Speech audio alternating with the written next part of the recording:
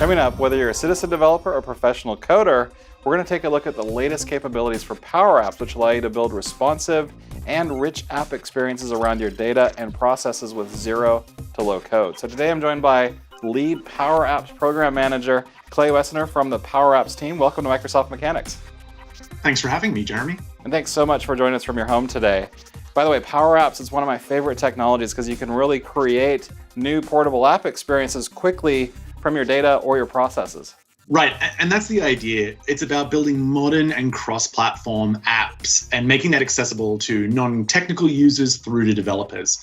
We have hundreds of templates to help you get started, and we see people on the front line in a variety of roles spinning up apps to solve business problems. In fact, separate to what we're going to look at today, in this new era of COVID-19, we recently released a template for crisis communications at aka.ms/crisiscomms app. Right, and a really big part of adoption is the ease of development. So if you're new to Power Apps, the experience here is kind of a cross between PowerPoint and Excel. And now you and the team, though, are doing a lot, though, beyond that to make it a really great experience and improve it every day. Absolutely, there's a lot. To further enable remote work scenarios, we've done a lot around Teams integration. We've simplified building apps with Canvas components, which are a way to build low-code reusable parts of your app like a header, or ProDev components that allow you to bring in reusable code. We also have several accelerators, which provide a template to speed up development of industry-specific apps. And on top of all that, we also introduced Power Apps portals that expand Power Apps beyond your internal employees to external guest or anonymous users on your website. And of course, more and more every week. Right, and a lot of great new capabilities are coming. But that said, I think there's a lot of people are still new to Power Apps. Now, what's the best way, or what are the best ways kind of to get started? Yeah, there's lots of different ways to get started. I can start from a blank app. I can leverage one of the hundreds of templates that we have, or I can generate an app based on data that I already have. Today, we're going to create an app based on data that I already have in the common data service, but I could have used data from any one of our 300 plus connectors. In this case, I'll create an app for project managers in our company to see and update their project information when they're working with customers. As I already have a data set the app can pull from, I'll create a new app starting from data. So I'll click on Common Data Service. I'll search for the projects table in CDS, select the table, and click Connect. This creates a simple 3-screen app for me based on my data schema that allows me to view, create, and update project information. I can already see the app is showing me data from the table, and it's functional even in this edit mode. I could start using this app immediately, but first I'm going to quickly update the theme and insert a corporate header that my organization has already published. To do that, I'll hit the plus sign for Insert and click Get More Components and select my corporate header. This makes it available to me as a component in my app. Now I'll drag the header onto my app and you'll see that it gets inserted. Next, I can adjust the app's theme. So I'll choose the red Office theme, which looks much better with our new header. Very cool. So now you've got the Power App Foundation and that's all built up, but where can you go from here then to take advantage of some of the new capabilities in Power Apps? Well, let's make this real. Let's have a look at what Team Rubicon has done, and I'll break down the authoring experience. Team Rubicon are a volunteer disaster management response organization who manage a network of thousands of volunteers globally, and they need to be able to mobilize their task force to respond to different events, and they rely heavily on recruiting new volunteers. Let me show you what they can do in Power Apps.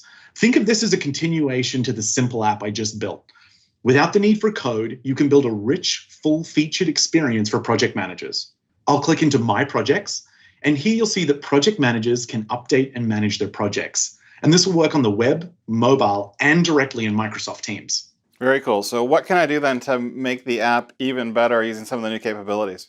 Yeah, there's so much more you can do at this point. Let me show you how we can incorporate not just low-code components like the header, but bring in a component that was created using code by a pro developer. So I'm back in the studio. I'll go back to the Insert menu, and you can see in Code Components, I have a map component. So I'll drag that into my app. This map control was created in VS Code using JavaScript, but it was easy to bring in my app in a low-code way. I can set this up to use GPS on the device with the Show Current Location option, and you can see latitude and longitude properties on the ProDev component. Let me quickly show you this in a full screen preview. Now you can see the app isn't just showing me project data, but leveraging my device capabilities to give project managers location data and directions to their next project. Nice. So I know here in this example, a lot of project management, especially these days with COVID-19, is probably happening in the context of Microsoft Teams.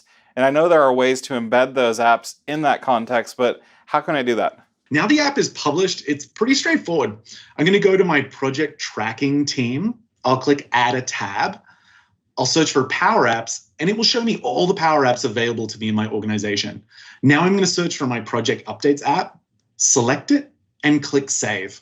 By adding it to Teams, users are able to use apps completely embedded and part of the Teams experience. It's really great, I think, for highly mobile frontline workers and also project managers. But how did the projects in the first place kind of get assigned for this app?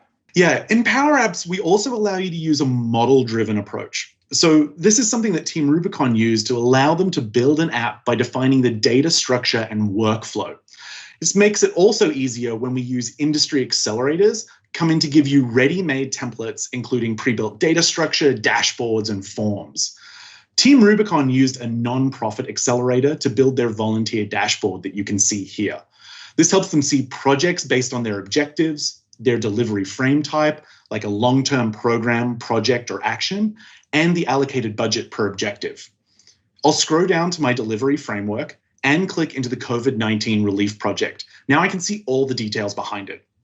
I'll click into related and then volunteers to ensure I have the right volunteers assigned to the project. This app again uses the common data service, so I'm looking at the exact same data that my project managers out in the field are looking at.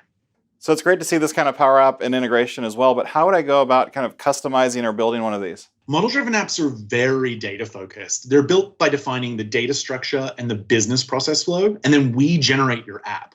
If I wanted to add another field to this app, I can open the form designer, search for the data field location, I'll drag it onto my form right here under scope, and then save my changes.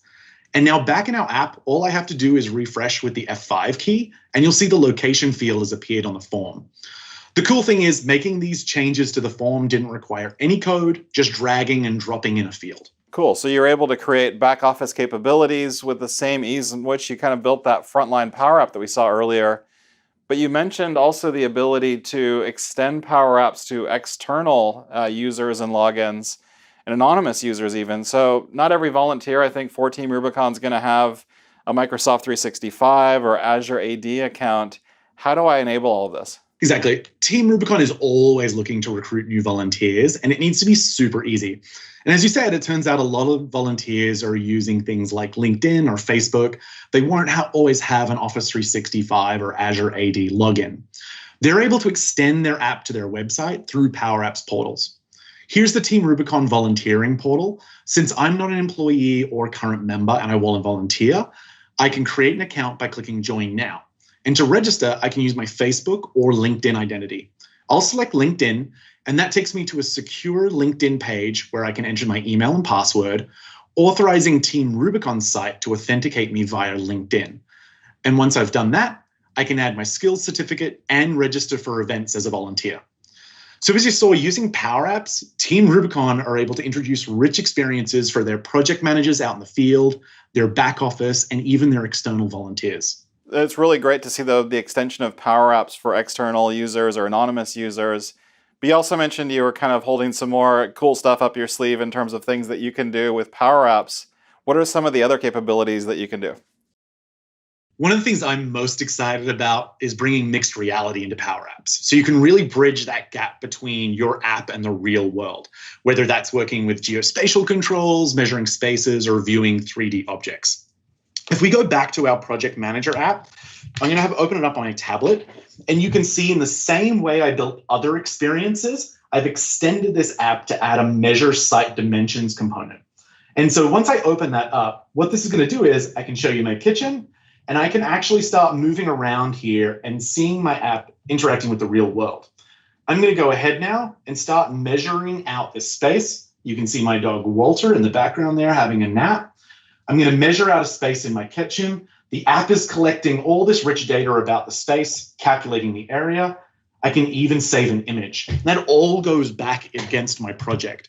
So you can see for Team Rubicon how they can leverage this capability to survey a site quickly and accurately without even needing to physically measure it. And this is really great to see. And thanks so much for joining us today, Clay, and really giving us the look at the latest Power App and Power App Portal capabilities and really how Team Rubicon are leveraging them today themselves. So if you're watching this at home, we really hope that you're inspired to get started building your first Power Apps with our free trial at powerapps.microsoft.com.